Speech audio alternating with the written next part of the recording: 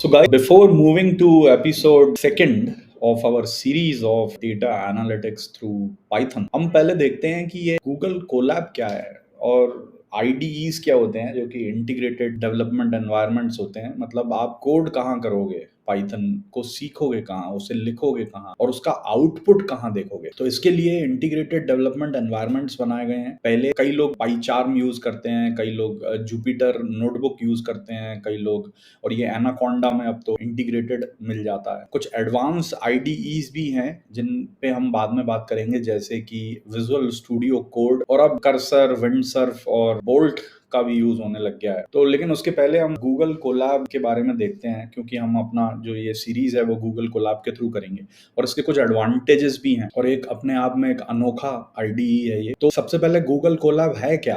तो Google Colab short for collaboratory. एक तो सबसे पहले तो ये फ्री है, फ्री ऑफ कॉस्ट है, आप कितना भी यूज करो ये फ्री ऑफ कॉस्ट है। इसमें आपको कहीं पे भी अपने सिस्टम में कोई इंस्टॉलेशन की जरूरत नहीं है, ऑन द क्लाउड चलता है। आप बस, आपके पास एक जीमेल का अकाउंट होना चाहिए। Cloud based Jupyter notebook environment provided by Google. Google के द्वारा क्लाउड बेस्ड जुपिटर एनवायरनमेंट दिया गया है और काफी इंटरैक्टिव है, काफी इंट्यूटिव है। मैं दिखाऊंगा आपको खोल के। तो it allows you to write and execute Python code in your browser itself. तो मतलब आप अपने पाइथन का कोड ब्राउजर में ही लिख सकते हैं, इसमें कोई इंस्टॉलेशन की रिक्वायर नहीं है। गूगल डॉक्स जैसे सोचो आप, गूगल डॉक्स फॉर कोडिंग जैसे आप यूज करते हुए वैसा ही है, बस आपको लिखना है और उसमें कोडिंग चालू करनी है।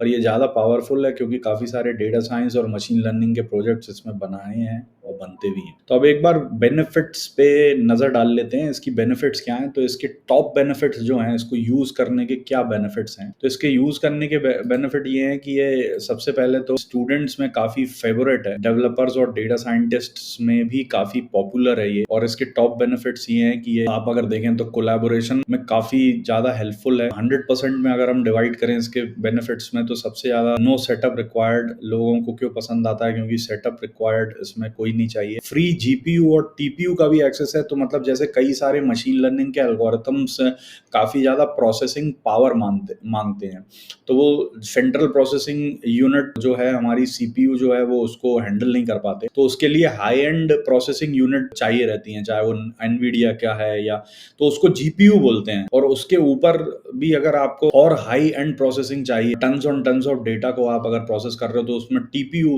रिक्वायर्ड रहते हैं। तो ये जीपीयू और मे बी टीपीयू के भी आपको फ्री एक्सेस आप ले सकते हो अप टू सर्टन लिमिट।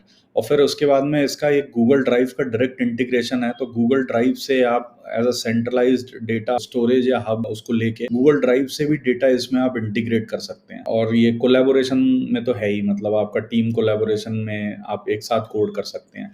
तो ये कुछ इसके बेनिफिट्स हैं, जैसे कि हमने बता दिया, great for machine learning and heavy computations, because ये आपको जीपीयूज और टीपीयूज का फ्री एक्सेस मिलता है। उसके बाद में नो सेटअप रिक्वायर्ड, इसमें कोई सेटअप की जरूरत नहीं है, आप इसको direct on the cloud use कर सकते हैं, कोई इंस्टॉलेशन नहीं करना है। Integration with Google drive, Google drive से बहुत आसानी से इंटीग्रेट हो जाता है ये। और रियल टाइम कोलैबोरेशन में, जैसे आप अपने टीममेट्स के साथ में कोडिंग वगैरह कर रहे हैं, तो वो कोलैबोरेशन आपको मिल जाता है, जो कि जुपिटर नोटबुक में, एनाकोंडा में आप स्टैंड अलोन अगर अपनी मशीन पे कोड कर रहे हैं तो वो कोलैबोरेशन आपको नहीं मिल पाता है। तो अब देखते हैं, जानते हैं कि गूगल कोलैब को आप यूज कैसे कर सकते हो पाइथन में कोड करने के लिए, पाइथन के प्रोजेक्ट्स बनाने के लिए। तो सबसे पहले तो आप colab.research.google.com पे चले जाएं और वहां पे एक ऑप्शन रहता है। चलिए अभी करते हैं इसको। ओके, तो सबसे पहले तो आप जाएं यहाँ पे और colab.google.com पे आप इसको, नहीं तो आप गूगल पे सर्च करेंगे गूगल कोलैब तो वो भी आपको मिल जाएगा।